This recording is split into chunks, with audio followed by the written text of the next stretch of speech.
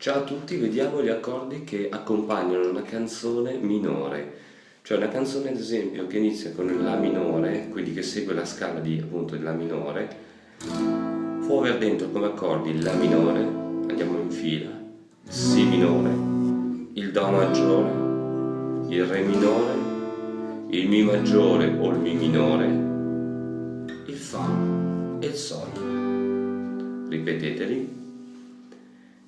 Poi c'è il Mi minore, quindi una canzone che segue la scala di Mi minore, Fa diesis minore, Sol maggiore, La minore, Si maggiore o Si minore, Do maggiore, Re maggiore e infine Mi minore.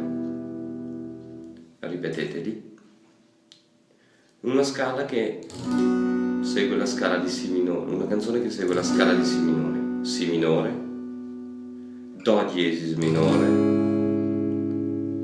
Re maggiore, Mi minore, Fa diesis maggiore o Fa diesis minore, Sol maggiore, La maggiore, Mi minore, scusate, Si minore.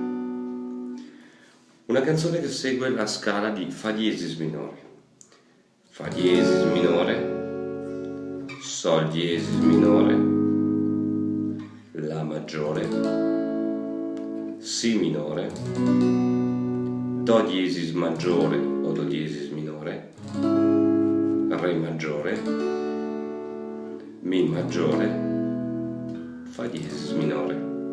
Imparateli a memoria. Una canzone che segue la scala di Do diesis minore, Do diesis minore, Re diesis minore,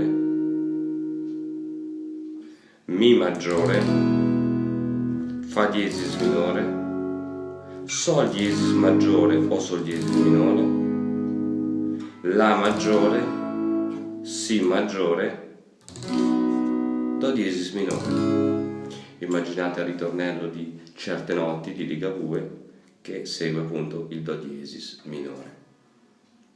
Buono studio!